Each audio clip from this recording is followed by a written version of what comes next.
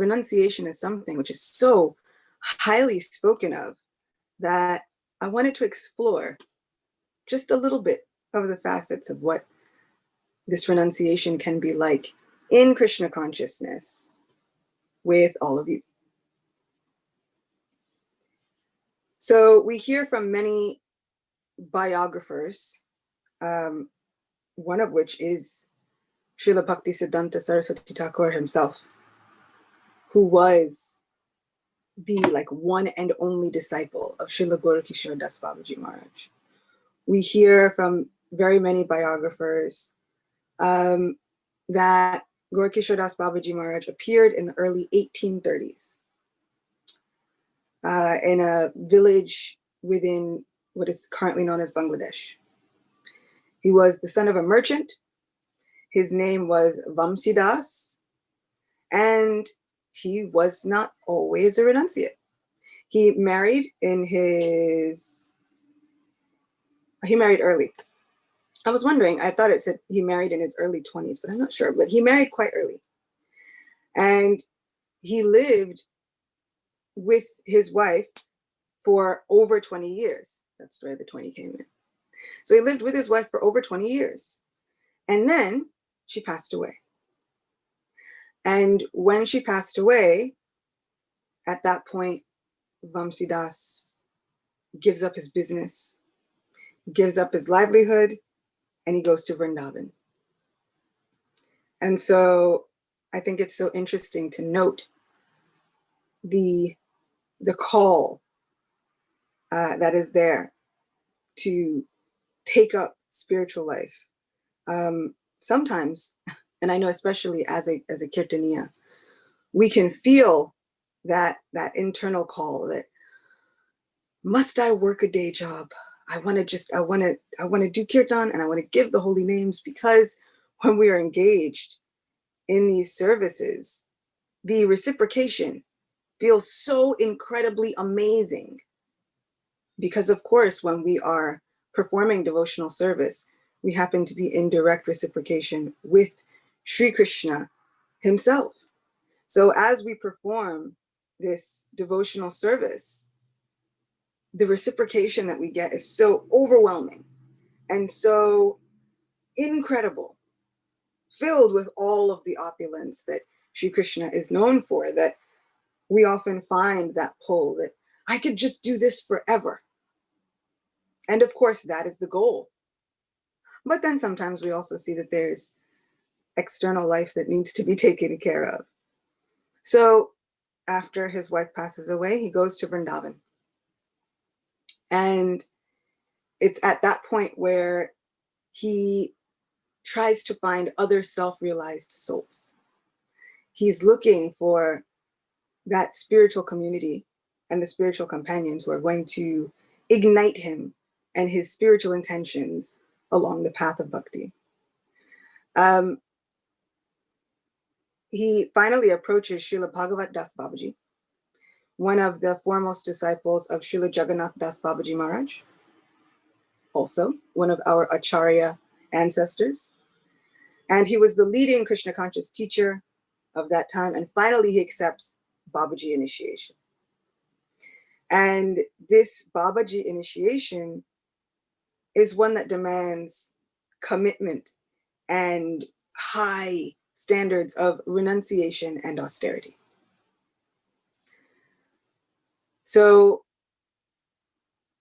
Gaura Kishora Dasa Babaji Maharaj becomes widely known for his renunciation. And not just widely known for his renunciation, but his adherence to his renunciation. He would often stay in a latrine, in an outhouse. And he didn't want to be bothered. So he figured if he stayed in the latrine, then no one would want to come near him. And sometimes he would stay in a latrine, sometimes in a latrine in the crematorium. So he would stay in such odd places in the hopes of getting away from everyone else.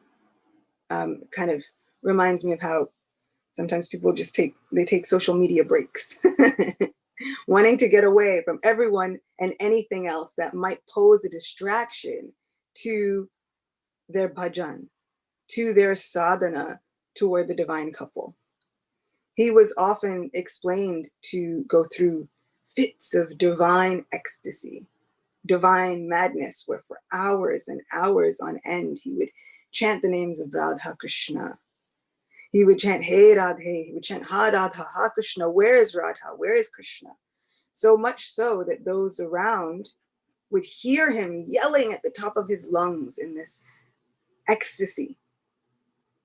And they would become fearful for him. And then sometimes they would come around and chant other names of the Lord just to bring him back to external consciousness. So he would think that if he stayed in an outhouse, if he stayed in the bathroom, which is like the crudest form of the bathroom at that time, if he stayed there, then he would be away from all of the snares that might try to entangle him in that material life again. And my Guru Maharaj gives a very graphic example taken from Srila Bhakti Saraswati Thakur, that this pratishta, this fame and prestige, can often be compared to the dung of a boar. So boar dung. And so hankering for that fame and prestige, he says, it's like taking that boar dung and smearing it all over your body. So it's got a graphic description of what Gaura Kishora Dasa Babaji Maharaj was trying to get away from. He was trying to get away from that pull toward garnering followers, toward gaining this kind of prestige, respect, fame, whatever it was, that would take him away from his complete and total absorption in the loving affairs of Shri Radha Krishna.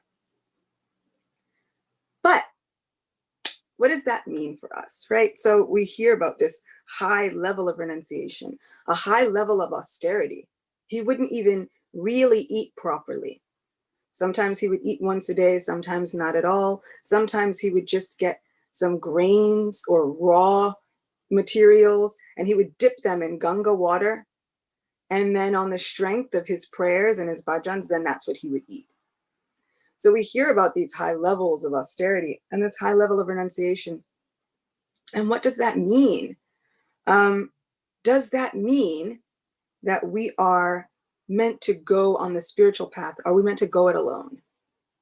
Is everything and anyone else just a distraction? And in answer to that, I find it very interesting that although Srila Gaura Kishora Dasa Babaji Maharaj would shun everyone else, many people came to him hoping for initiation, hoping to gain some mantras from him, hoping to gain some mystic perfection. And he would chase them away, sometimes with words, verbally, and sometimes actively brandishing an umbrella or a stick or whatever was around. He would chase them off.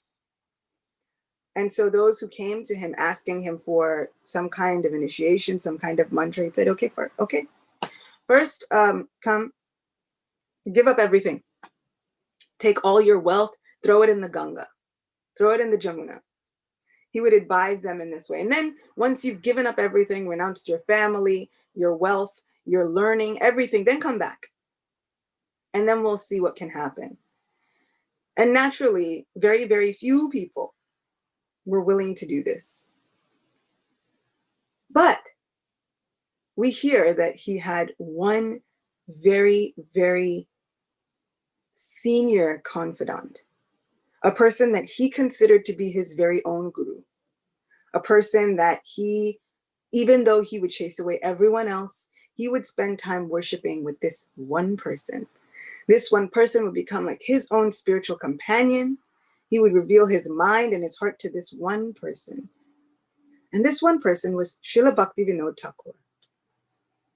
He considered him to be like his own guru.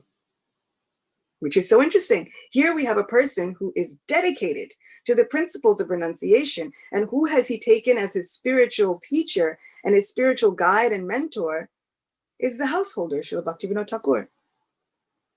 So there's such a lesson here about what we can take from the opposing sides of life, what we can learn from one another as Vaishnavas, what we can learn from one another, and how we can associate with one another in a spirit of devotion. So someone might not be on the same path that we are. Someone might be a brahmachari, we might be a householder, but does it mean that never the two shall meet and they are on opposing sides and they will never see eye to eye? Here we have the highest example of cooperation in Krishna consciousness.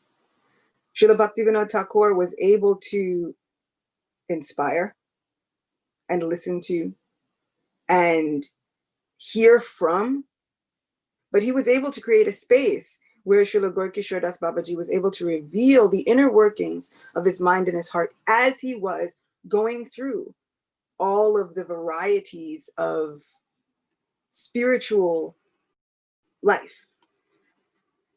And I find that absolutely amazing. There was no one that he wanted to associate with more than Srila Bhaktivinoda Thakur. And so one day he came to a place where they would worship together. And Srila Gaura Kishora Dasa Babaji Maharaj was in a new attire. He had begged a clean dhoti from someone. Usually he would wear just kopins, sometimes one lungi, just sparse clothing that was casted off from the bodies that would wrap at the cremation grounds. They would use those to wrap bodies, and if they were casted off, he would wash that cloth and then wear that. That's how renounced and austere he was. So he came now dressed in a new dhoti, fresh, with a stick in hand, looking very much different. And Bhaktivinoda Thakur asks him, he says, what is this? What is this new attire? And Srila Gaura Kishora Dasa Babaji Maharaj says, I see so many Babajis, so many people who have taken up this title of renunciate, this title of one who has given their lives to complete surrender upon Sri Sri Radha Krishna. And yet they're doing so many different things for money, for fame, for so many different purposes. They swear their allegiance to different camps just based on who will give them money or who will feed them. Their bhajan now is lacking any kind of weight. And so he says, better that I give up this title of Bhajananandi. Better I give up this title of Babaji. And better that I now dress like a grihasta. And so he became so frustrated with the duplicity that he saw that he said, people don't even want to hear the word Vaishnav anymore because it's been taken so lightly, because it hasn't been taken seriously, because there's such duplicity at heart. And so he came to Bhaktivinoda Thakur feeling so aggrieved, looking at how people were not taking seriously the path of a Vaishnava. And Bhaktivinoda Thakur also felt that sadness in his heart. And Srila Gaura Kishora Dasa Babaji Maharaj would say, if only there was one person, just one person who was willing to preach strongly, who was willing to preach true from the heart, the tenets of Vaishnavism. And while he refused to take any other disciples, on the advice and on the plea of Bhaktivinoda Thakur, who was like his own spiritual master, such a dear companion and friend on the spiritual path, he took one disciple. And that would be Bhaktivinoda Thakur's son, who would later become Srila Bhakti Siddhanta Saraswati Thakur. And Srila Bhaktisiddhanta Saraswati Thakur took his renunciation quite seriously. And he really exemplified the mood of his Gurudev. So much so that upon the disappearance of Srila Gaura Kishora Dasa Babaji, there were so many factions and so many people who came forth saying, oh, well, I knew Babaji. Let us make his samadhi in our temple. And then somebody else would say, oh, but we served Babaji one time. Let us make his samadhi at our temple. Thinking that if they were to make the samadhi of such a great personality at their temple, in their place, within their sect, that this would establish them as foremost among Vaishnavas, foremost among spiritualists of the time. However, Srila Bhaktisiddhanta Saraswati Thakur strongly defeated them all. He challenged their level of renunciation.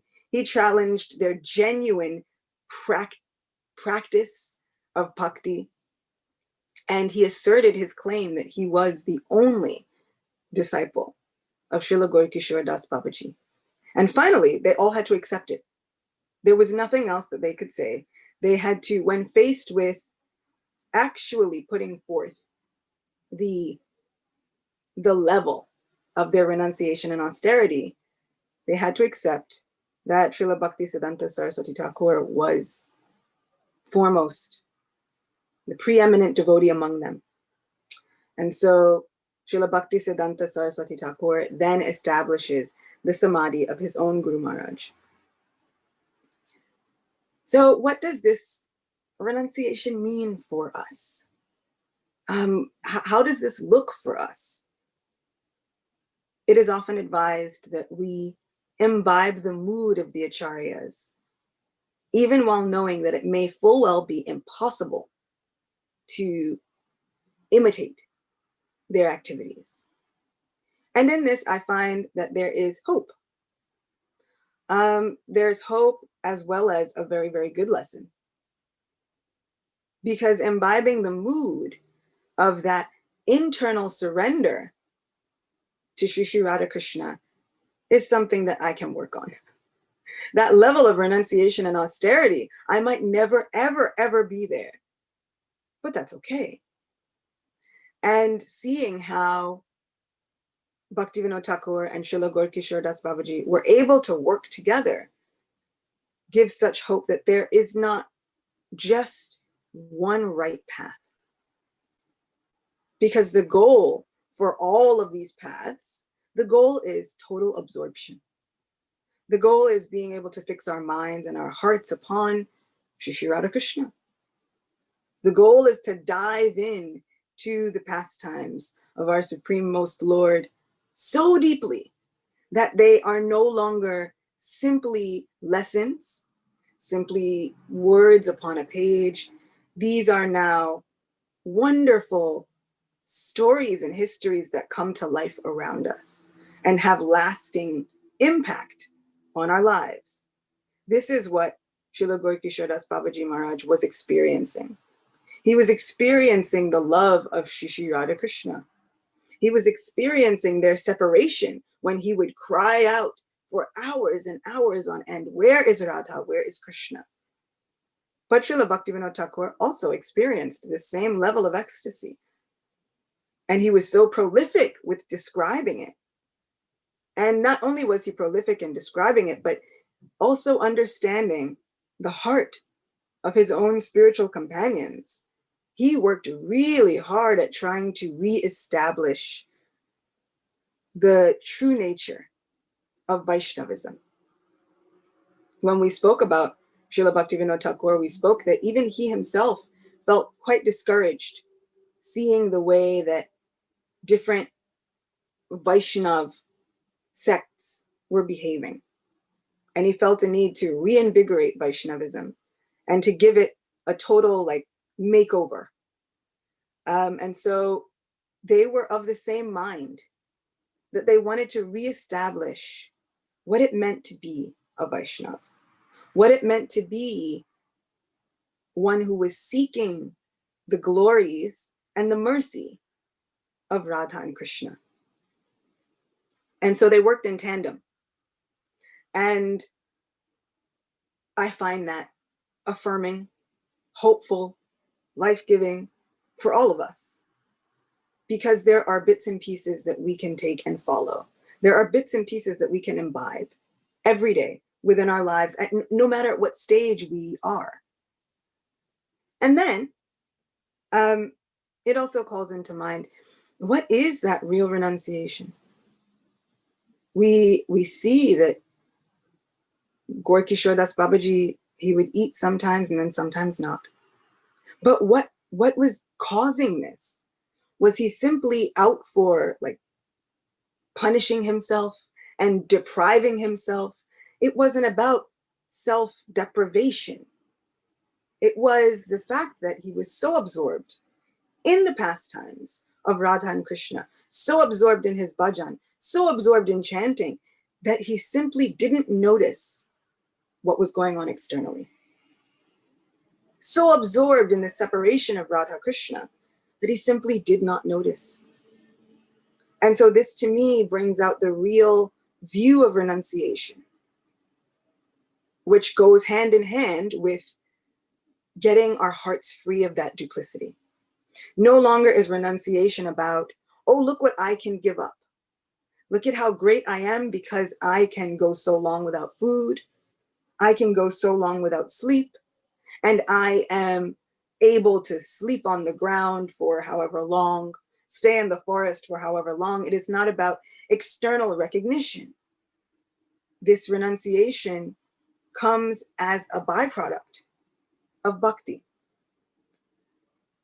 which I find wonderful, because Krishna has made bhakti so accessible. Srila Prabhupada has made bhakti so accessible.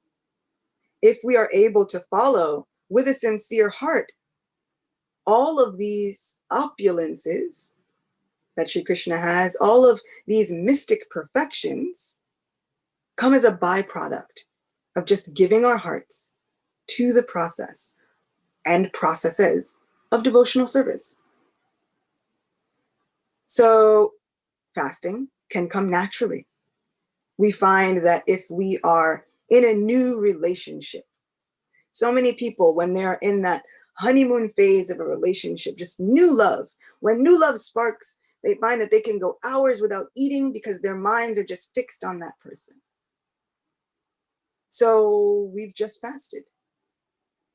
And sometimes people don't even realize, because their minds are simply just fixated on the object of their affection. This is what bhakti is for me. Somehow, with a sincere heart, trying to fix my mind on the object of my affection, the Supreme Lord, that the rest all kind of fades away. Bhakti Tirtha Maharaj, towards the end of his life, he gave a lecture in Gitanagari. And he was speaking about Sri Chaitanya Mahaprabhu. And I remember sitting in the lecture, and he was looking around, and he was just about to go into what he called Nirjan Bhajan. This worship, this sadhana, this internal journey. And he was going to stop having so many public appearances.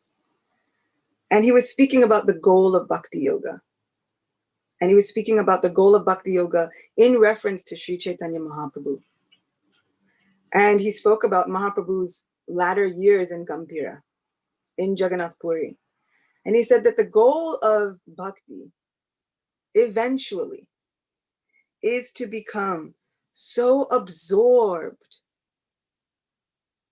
in the object of our affection, in the Supreme Lord, that it becomes impossible almost to function otherwise. He said sometimes we see that the goal in other religious paths and other spiritual paths, sometimes the goal looks like it's to become composed. And we often hear of that equipoise, equanimity. We hear of that in Bhagavad Gita. And I find it so interesting that Srila Prabhupada often equated Bhagavad Gita with the ABCs. That's our primary study. Then Srimad Bhagavatam is graduate study. And then Sri Chaitanya Charitamrita is postgraduate study. So at our foundation, we hear of these principles of equanimity, being equal in so many situations. But then where do we graduate to from there? The graduation is to become now absorbed. Absorbed in the pastimes, absorbed in what? Absorbed with what? With affection and love on the object of our affections, the Supreme Lord, now no longer far away, now as a friend.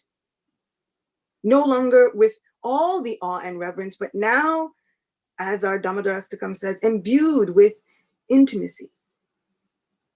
No longer at a distance. You are God, I am devotee, and we don't mix. Now we become absorbed in the relationship with our Supreme Person. And then we have the goal, Sri Chaitanya Charitamrita, this postgraduate study. When we graduate from there, what is the goal? And Bhakti Chaitanya Maharaj was saying that the goal is to become so deeply absorbed that it becomes impossible to function. These are the examples that we see now of the Acharyas. Sri Chaitanya Mahaprabhu himself becoming so incredibly engrossed that he is unable to function externally. He must get to Vrindavan. Where is Vrindavan? We see examples where Mahaprabhu would run into the wall. The Supreme Lord taken over by a madness, an obsession of divine love. And so this breeds the renunciation. This is what Srila Prabhupada always called that higher taste.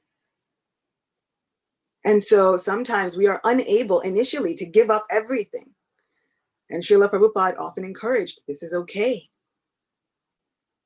If you stay true with that sincerity of heart that was so much valued by Srila Bhaktivinoda Thakur and Srila Gaura Kishora Dasa Babaji Maharaj, if we stay true with that sincerity of heart, the absorption becomes the ends and the means. That absorption in the holy name, in the chanting, in the remembering, in serving the lotus feet, eventually giving everything in surrender to the Supreme Person, our bhakti will breed all of these other things. So what does that mean for us right now? What if we are not renounced? What does that mean? Does that mean that our spiritual path is meant to go it alone? In this case, even known for his renunciation, it is in his pranam mantra, preeminent figure of renunciation. And still, he does not go the spiritual path completely alone. He has his confidant. He has Srila Bhaktivinoda Thakur. And so this is to say that we are meant to have these relationships with other people. We do not have to think that our family members are just dragging us down into a deep, dark well of material existence. We hear the example in Srimad Bhagavatam. But what is the family that they are speaking of? There is an interesting distinction. In the first canto, in the prayers of Queen Kunti, she prays to Krishna to cut the bonds of attachment. And she says, cut the bonds of attachment between my family, the Pandavas, and the Vrishnis. And sometimes reading that, I thought, wow, is nothing sacred? Is there nothing to be cherished about these familial attachments? Is it all just, we should do away with it all? But within the purports, there is something very interesting that Srila Prabhupada makes light of. He sheds light on the fact that Kunti is praying to cut these bonds of attachment.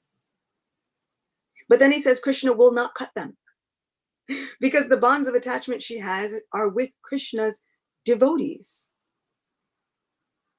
And so even though she's praying to cut the bonds of attachment, Srila Prabhupada makes the point that she's praying to cut the bonds of attachment with the body, These bonds of attachment based just on sense gratification, on what can you give me and what can I get from you and how can I, all of this sense gratification based on the body. But the relationships that we form based on our devotional service, based on our relationships with Krishna, those are not to be given up. And in several places in Canto 4, Srila Prabhupada speaks about the fact that those family members, when it's based on service, when it's based on everyone coming together and somehow embarking on this spiritual journey, the home becomes like the spiritual abode. Even while living in this material world, one is not there. One is considered to be, even though living in the material world, they're considered to be already in this spiritual abode. Because that is the definition of the spiritual abode. Sri Vrindavan Dham works because everyone there is coming together and working together in order to please Krishna. So this is what makes a spiritual atmosphere and a spiritually energized abode. Srila Prabhupada makes the point that even in Vaikuntha, there are husbands and wives. Even in this spiritual abode, there are husbands and wives. So sometimes we think and we hear one should love Krishna above all else. So then what does that mean for spouses, for friends, for siblings, for mothers and fathers? Oh, we love Krishna above all else. We don't care about anybody else. But no. It means that we see everyone as they are. With the true level, the true nature of the relationship taking the foreground. And what is the true nature of that relationship? This is Krishna's friend. This is Krishna's servant. This is Krishna's personal servant. This person that I am in contact with, they perform an eternal service for Krishna, even if I don't know what that is. And now I get to speak with Krishna's very own personal friend. I get to somehow serve Krishna's devotees every day. I get to somehow explain my heart and my mind to Krishna's devotee, knowing that they will understand. They will understand the yearnings of my heart. So Srila Prabhupada says, if you have a home like that, there is no need to take sannyas. Those relationships are never to be given up. Srila Bhakti Tirtha Maharaj often said, who you serve with here is who you are going to serve with in the spiritual world, so you better get it right now. We better get our minds equipped to dealing with others.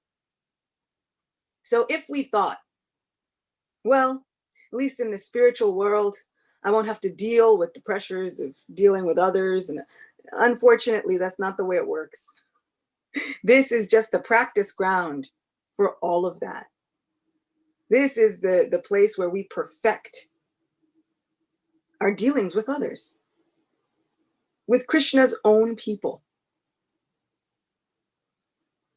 So if we are relating with another just on the basis of the body and sense gratification, then that's the bond which is to be given up, which really is about cutting a mindset within ourselves. But if we are able to view those that we are in contact with, this person has helped me in my Krishna consciousness. I can help this person in their Krishna consciousness. We are working together to make a spiritual abode. Then those relationships are never to be given up. That is true renunciation.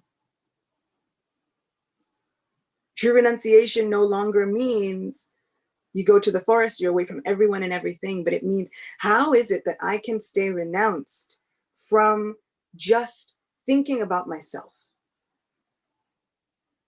Right? How can I stay renounced from that mindset that breeds selfishness, greed, anger, lust, envy, all of those anarthas that we are hoping to cleanse from our hearts? How can I stay renounced from that while still going about my life? How do I stay renounced from that mindset while continuing my sadhana? And sometimes, very many times, even as we've seen with Srila Gaura Kishora Dasa Babaji Maharaj, the very prime minister, the figure of renunciation, when he was having a hard time, he would run and reveal his heart to Bhaktivinoda Thakur. So we should look at our relationships in bhakti. And we should know that this is devotional service. These are miracles that are going to help us. These are blessings no longer meant to be cut off and renounced. These are meant to be fostered and cherished. As much as we would cherish any kind of maha that we receive from the deities. If we received a garland of pearls, if we received a pearl necklace from the deities, we would frame it, hopefully put it up in our house in a prominent spot, and we would cherish and worship that necklace. These are our bonds. That maha necklace is like the bond that we have with others. We can see that as that which brings us closer to Krishna. My sister is really good at doing that. There are very many days when I get frustrated. You can get frustrated with living with other people and you think, oh, why do I always have to clean the bathroom? Shouldn't somebody else clean the bathroom? Everybody else sees that the bathroom is clean when they go to, the bathroom is dirty when they go to use it, but somehow no one else wants to clean the bathroom. I always have to clean the bathroom. Why is it? And we can get so frustrated, especially with the others around us. And usually it's at that moment when my sister always says, I get to do devotional service. I get to serve the Vaishnavas. And she repeats it. Even if she's struggling to believe it, she keeps repeating it until she does. And it always creates a shift in my mindset. That's real renunciation. Oh, looking at this saying, I get to serve the Vaishnavas today. This is going to make Krishna happy. Krishna's so happy when we serve Vaishnavas. Now I have unlimited chances to serve them every day. And she used to remind me of it. When I was first a new mom and there's sleepless nights and you feel like they're never going to end and you feel like everything is falling down around you, she would remind me, we get to serve this little Vaishnava. These are sweet memories where we get to serve the Vaishnava, sometimes even at our own detriment. But the more of ourselves that we are giving in order to serve, this is the renunciation. You renounce so many things: sleep, personal comfort, sometimes personal hygiene as a new mom. You sacrifice so many things just to serve this new Vaishnava, this new soul who has an eternal relationship with Krishna. These are the relationships that can be fostered between devotees. This is the beauty and the secret of Grihastha life as an ashram. And Srila Bhaktivinoda Thakur knew this. And actually, it was very, very close to the end before he left his wife. And so I always find that he is such an example of how we can perfect our lives, no matter what. It's about the mindset, about coming together, about renouncing our ideas of our personal comfort only, our personal enjoyment only, and about holding up, about putting on a pedestal the relationships that we could be having with other devotees and what we are willing to forego in order to have those relationships, in order to keep those relationships, in order to celebrate those relationships as an act of devotional service. So I find that his level of renunciation was able to teach me so many things about how to live, whether we find ourselves grihasta or not, whether we find ourselves with other people in a community or not. We can come together in these spaces. We can come together as devotees, and we can cherish our spiritual companions, because that was something that Srila Gaura Kishora Dasa Babaji Maharaj really, really cherished. His companionship with Srila Bhaktivinoda Thakur. So thank you all for being with me. Thank you all for allowing me to speak to you. Shri Shri Radha Murlidhara ki jai. Vaishnava Thakur ki jai. Shri Ekadashi Tithi ki jai.